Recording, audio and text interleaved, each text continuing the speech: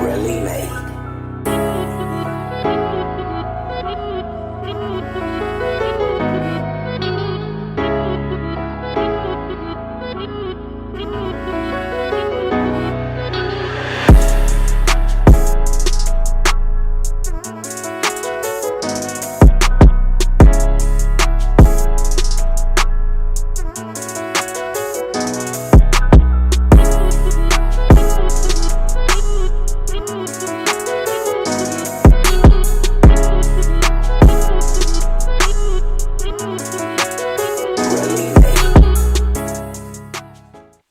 Subway of Sportsman, it's Lamont. We are back with another podcast episode. Today we are back with another NBA season recap video, and today we are going to be focusing on the Dallas Mavericks, a team who, you know, they're led by one of the most promising stars in the NBA, Luka Doncic.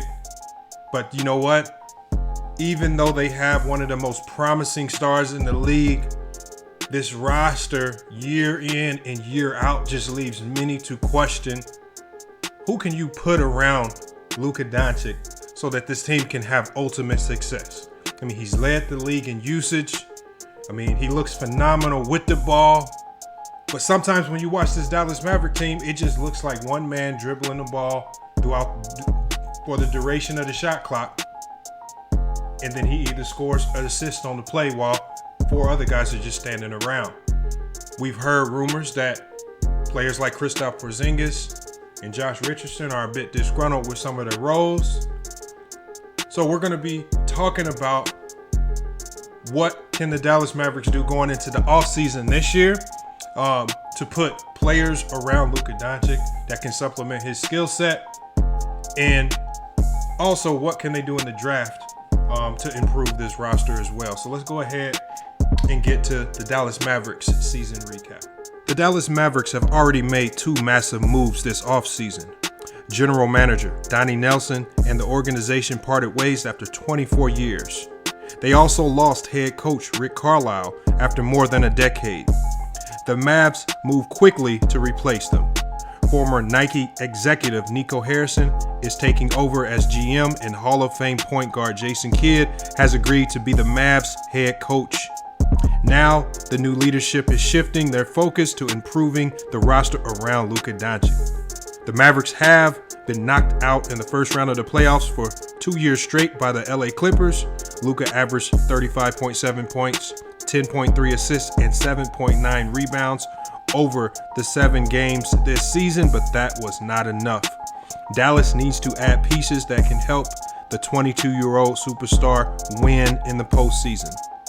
The Mavs can create as much as $34 million in cap space this summer, and Doncic is eligible to sign a rookie max extension. This is the offseason for Dallas to strike. What moves should they make? How can they improve? Here is a look at their offseason dreams. Right, so as we just mentioned earlier, the Dallas Mavericks have the opportunity to create up to $34 million in salary cap space. And all of that revolves around the 4 upcoming free agents that they have.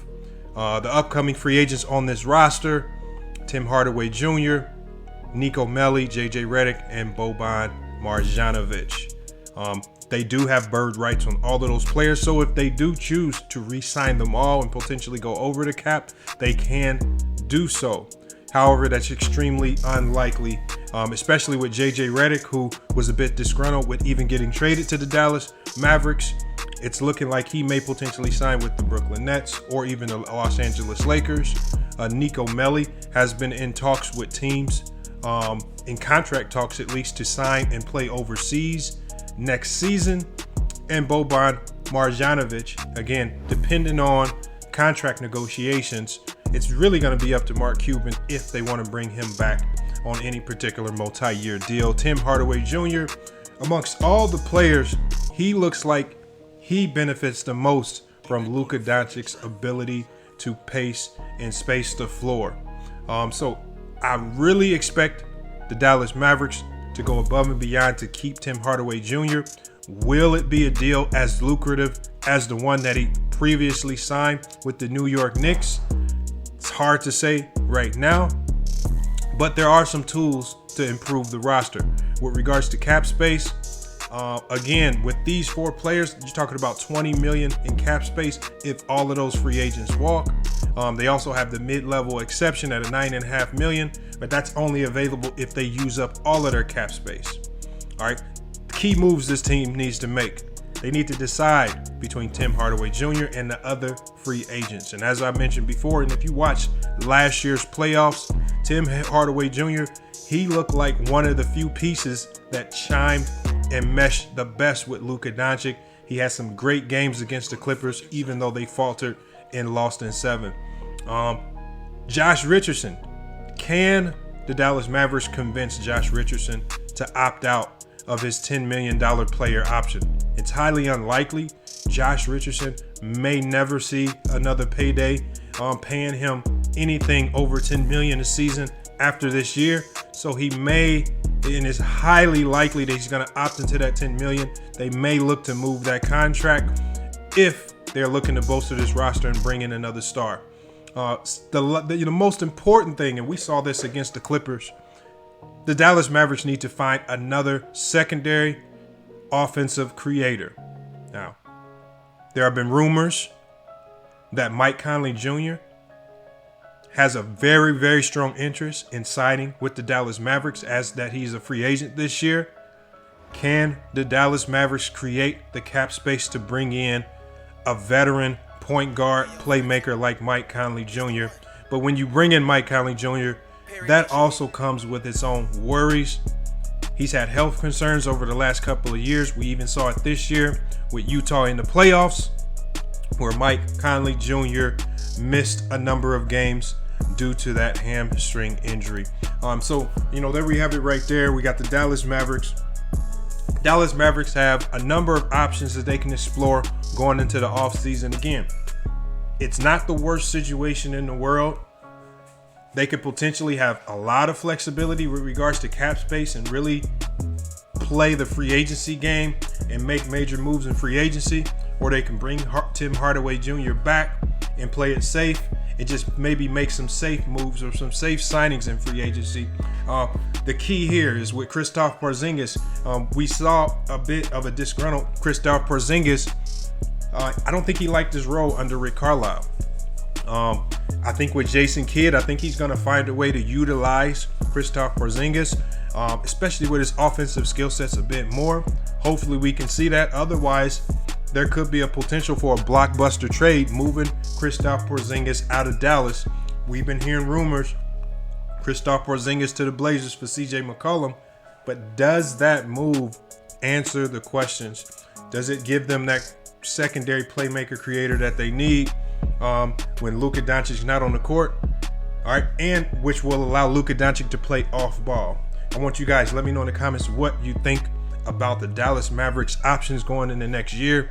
Can they be NBA Finals contenders? Can they be contenders in the West? At best, I predict that this team could potentially be a 4 to 6 seed unless they can make a major move in free agency, which will really bolster this roster and give them an opportunity to win a championship. So we may see the Mavericks make a desperation move similar to what the Nets did and just maybe go all in on another superstar, giving them their own big three with Porzingis and Luka. They have the cap space to make it happen. Will Mark Cuban pull the trigger on a deal like that? But you guys, let me know in the comments what you think about the Dallas Mavericks future. I think it's bright whenever you have a young star like Kristaps Porzingis, whenever you have a unicorn type player in Luka Doncic and Kristaps Porzingis both. You also have Tim Hardaway Jr. He looked like he's bought into his role. I mean, you have the makings for a good future. I think Jason Kidd is a perfect fit for this team. All right. So, as I mentioned earlier, they have their culture set. They have their leadership in place.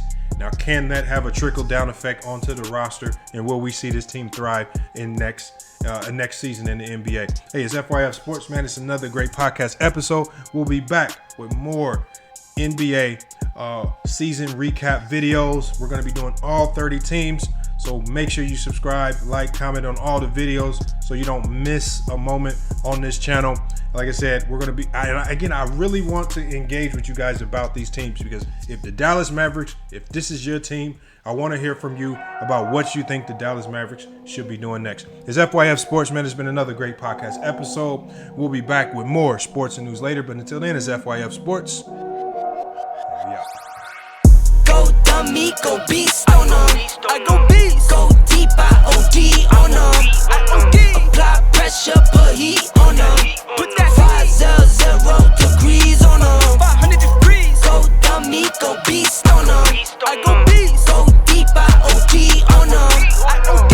Apply pressure, put heat on them. Put that 500 degrees on them. 500 degrees. Countdown, levitate. Going up, elevate. Watch me demonstrate. On time, never late. I grind, celebrate. No pump, fake, hesitate. I been scoring every day. Champagne Perrier. Since 9-3, been in the box, now stepping up to home. Like straight out the sand lot, now I'm plotting on the globe. I work hard, I show love, that karma steady growing.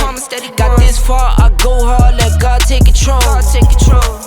I was starving skinny, now my weight up, got no energy for haters. See you trying, see you later.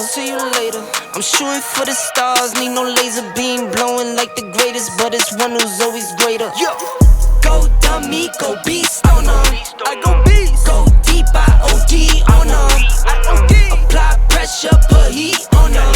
Put that 500 degrees on them. 500 degrees. Go dummy, go beast on them. I go beast. Go deep, I OD on them. I OD. Apply pressure, put heat on them.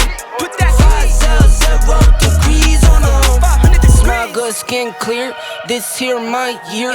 Hey, look up here. This here my tier. Same fit 4 days. I grind 4 ways.